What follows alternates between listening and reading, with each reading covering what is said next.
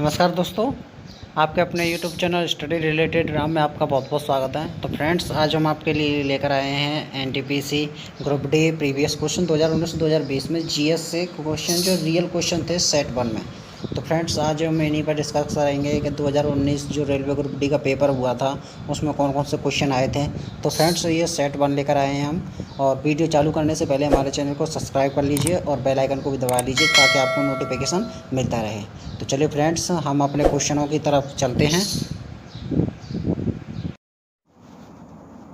Friends, हमारा पहला question है कैलोमेल इसे कि बोलते हैं रस कपूर होता है। तो इसका राइट आंसर हो जाएगा इसका राइट आंसर है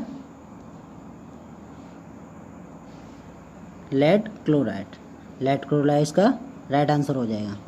अगला क्वेश्चन है हमारा, जो खिताब महात्मा गांधी को अंग्रेज सरकार ने दिया और जिसे उन्होंने असहयोग के समय त्याग दिया, तो वो कौन सा था फ्रेंड्स? तो वो था केसर-ए-हिंद था। जो महात्मा गांधी को खिताब मिल रहा था और उसे अंग्रेज सरकार ने दिया था और वो असहयोग के समय त्याग दिया था। इन्होंने ये केसर-हिंद को असहयोग के समय त्याग दिया था। तो अगला क्वेश्चन है, टीपू सुल्तान किस राज्य के शासक थे? तो ये मैसूर के थे, मैसूर राज्य के शासक थे ये। चलिए अगले क्वेश्चन पर। अगला क्वेश्चन था हमारा कि किस वर्ष मार्गरेट थैचर ब्रिटेन की पहली महिला प्रधानमंत्री बनी? तो इसका राइट आंसर है 1979 में। 1979 में इसकी पहली प्रधानमंत्री बनी। और फ्रेंड्स, ये 20वीं शताब्दी में सबसे ज़्यादा अवधि में सन 1979 से 1990 ईस्वी तक ब्रिटेन की पहली प्रधानमंत्री बनी। और ये अप्रैल 2013 में इनका निधन भी हो गया था। तो ये 1979 से 1990 ईस्वी तक ये सबसे ज़्यादा अवधि तक प्रधानमंत्री बनी रही है ब्रिटेन की। और इनका 2013 में क्या हो गया था? 2013 में इनका निधन हो गया। तो अगला क्वेश्चन है हमारा, यूएन महासचिव का कार्यकाल कितने वर्ष का होता है? तो यूएन महासचिव का कार्यकाल का वर्ष का समय 5 वर्ष होता है। और ये फ्रेंड्स, प्रारंभ में महासचिव का कार्यकाल ये 4 वर्ष का था। जो प्रारंभ में था ये 4 वर्ष का था और अब ये 5 वर्ष कर दिया है। 5 वर्ष कर दिया है। और यूएन के प्रथम महासचिव ट्रेवेगली थे। ट्रेवेगली, लो फ्रेंड्स यहाँ लिख देते हैं, ट्रेवेगली थे ये प्रथम महासचिव थे ये यूएन के। ओके फ्रेंड्स, अगला क्वेश्चन है हमारा, चीनी के घोल को अल्कोहल में परिवर्तित करने की प्रक्रिया इसका एक उदाहरण है। तो ये किसका उदाहरण है? क्विन ट्विन का ये उदाहरण है। इसके ही परिवर्तन होने से चीनी के घोल में अल्कोहल को परिवर्तित करने की प्रक्रिया होती है। तो अगला क्वेश्चन है हमारा, भारतीय संविधान के अनुसार फ्रेंड्स, भारतीय संविधान के अनुसार किस अनुच्छेद के तहत राष्ट्रपति आपात स्थिति घोषित कर सकते हैं? तो ये उनका अनुच्छेद था 352 अनुच्छेद के अनुसार ही राष्ट्रपति आपातकाल स्थिति घोषित कर सकता है। यही एक अनुच्छेद ऐसा है जो राष्ट्रपति आपातकालीन होने के बावजूद ये घोषित कर सकता है कि यहाँ पर आपातकाल लगेगा। ओके फ्रेंड्स, और ये फ्रेंड्स 44वें संशोधन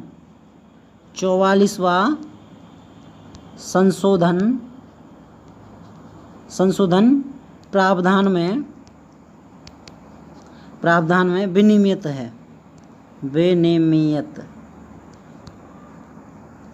विनियमित है ये 44वें संविधान संशोधन में। ओके फ्रेंड्स, अगले क्वेश्चन पर चलते हैं हम। अगला क्वेश्चन है हमारा, दिन और रात का अंतर बढ़ता है जैसे जैसे हम जाते हैं। तो फ्रेंड्स, आपको पता है जब दिन और रात बढ़ते हैं हम किसकी तरफ जाते हैं? ध्रुव से भूमध्य रेखा की ओर। तो ये ध्रुव हो गया और ये हो गया आपकी भूमध्य रेखा।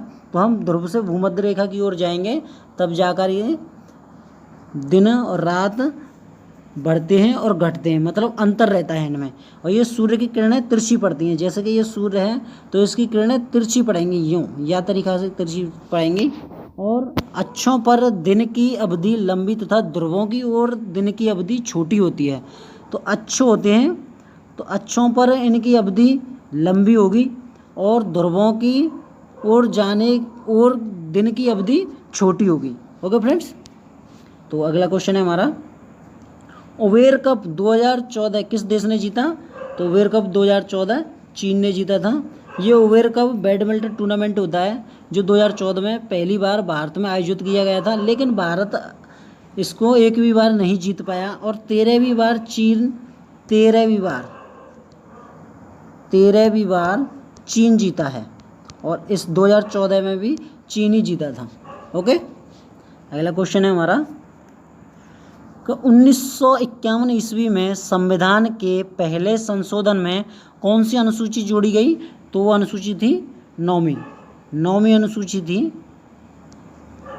जो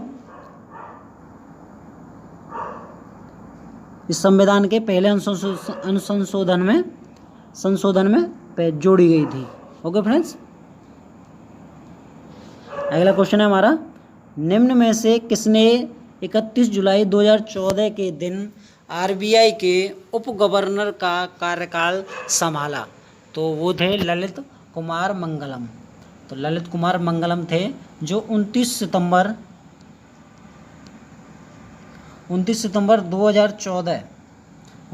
2014 को ललिता कुमार मंगलम ने राष्ट्रीय महिला आयोग की अध्यक्ष के रूप में कार्यकाल संभाला था। तो ये राष्ट्रीय महिला आयोग के अध्यक्ष के रूप में इन्होंने कार्यकाल संभाला था।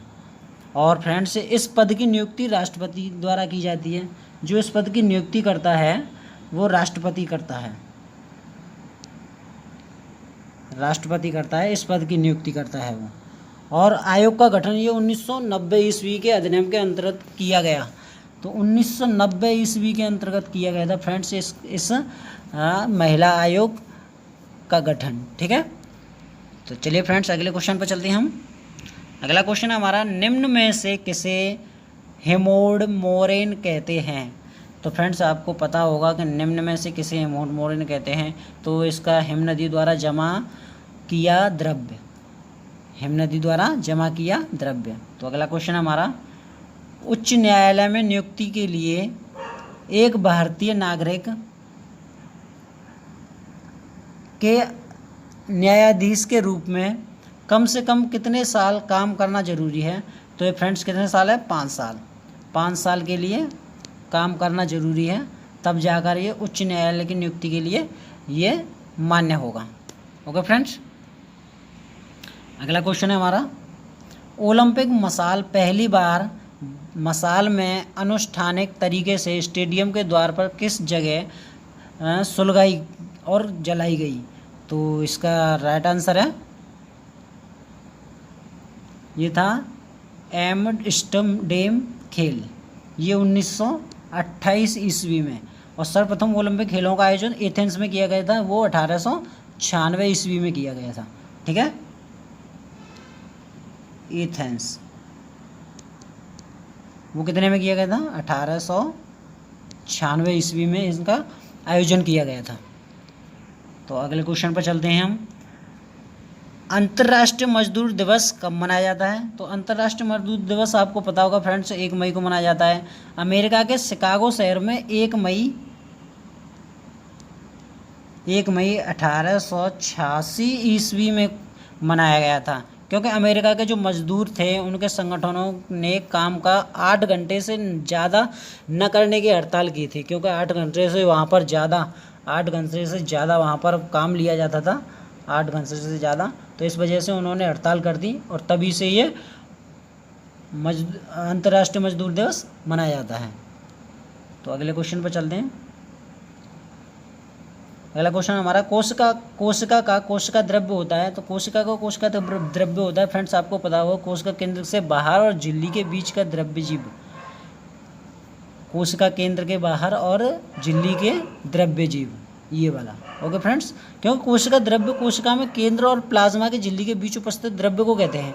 क्योंकि जब कोशिका केंद्र और प्लाज्मा के बीच की उपस्थिति द्रव्य को कहते हैं। ठीक है, अगले क्वेश्चन पर चलते हैं। अगला क्वेश्चन है हमारा, नदी मुख क्या होता है? तो आपको पता होगा नदी मुख क्या होता है। तो नदी मुख क्या होता है? नदी की घाटी जो डेल्टा और समुद्र को अलग करती है। ओके, नदी की घाटी जो डेल्टा और समुद्र को अलग करती है, जहाँ नदियों की धारा धीमी हो जाती है। वही जगह है ये जहाँ नदियों की धारा धीमी हो जाती है। ठीक है, अगला क्वेश्चन है हमारा, कंपनी के शासनकाल के दौरान निम्न में से किसे बंगाल के उच्च न्यायालय का मुख्य न्यायाधीश बनाया गया था? तो वो कौन थे? ये लेपिस्टर थे। तो चलिए अगले क्वेश्चन पर चलते हैं हम। अगला क्वेश्चन है हमारा, निम्न में से कौन सा शासक महायान बौद्ध पंथ का बहुत बड़ा समर्थक है? तो इसका राइट आंसर है कनिष्क इसका राइट आंसर हो जाएगा। अगले क्वेश्चन पर चलते हैं फ्रेंड्स हम। निम्न में से किस घास को हाथी घास कहा जाता है? तो आपको पता होगा फ्रेंड्स, स्टेपी जो है, स्टेपी घास को भी कहते हैं, क्योंकि जो स्टेपी है ये शीतोष्ण घास का मैदान है और इसे ही हाथी घास के नाम से जानते हैं। ओके, अगले क्वेश्चन है हमारा, निम्न में से किस उत्तरकालीन मुगल शासन का उपनाम रंगीला था? तो आपको पता है कि उपनाम रंगीला किस शासक का था? तो मोहम्मद शाह का था। ओके, तो फ्रेंड्स हमारी वीडियो आपको अच्छी लग रही हो तो हमारे चैनल को सब्सक्राइब कर लीजिए और साथ ही बेल आइकन को भी दबा लीजिए ताकि आपको नई अपडेट मिलती रहे। और फ्रेंड्स हाँ, हमारी वीडियो को ज़्यादा से ज़्यादा शेयर कीजिए, क्योंकि हमारे चैनल को कुछ थोड़ा सपोर्ट की ज़रूरत है। ओके फ्रेंड्स, तो हम अगले क्वेश्चन पर चलते हैं हम अपने पर। अगला क्वेश्चन हमारा, सही समय दिखाने के लिए आधुनिक घड़ियों में इससे बने संतुलन चक्र डाले जाते हैं। सही समय दिखाने के लिए घड़ियों के जो सही समय है ये और उसका संतुलन चक्र, ये वाला जो चक्र है, चक्र डाले जाते हैं। तो वो किसके थे? इनवर के थे, इनवर। ओके, अगला क्वेश्चन है, आवर्त सारणी में क्लोरीन और ब्रोमीन को एक ही समूह में रखा जाता है, क्योंकि जब आवर्त सारणी है फ्रेंड्स, आवर्त सारणी है और आवर्त सारणी में क्लोरीन और ब्रोमीन को एक ही समूह में रखा जाता है तो उनके बाह्यतम कक्ष में दोनों में 7 इलेक्ट्रॉन होते हैं। बाहरी कक्ष में, ये वाली कक्ष है, इसमें 7 इलेक्ट्रॉन होते हैं और 7 इलेक्ट्रॉन ही उनको ये आवर्त सारणी में क्लोरीन और ब्रोमीन में रखे जाते हैं। ओके फ्रेंड्स, आपको हमारी वीडियो अच्छी लग रही है तो हमारे चैनल को सब्सक्राइब कर लीजिए और हाँ, लाइक कर दीजिए और बेल आइकन को भी दबा लीजिए।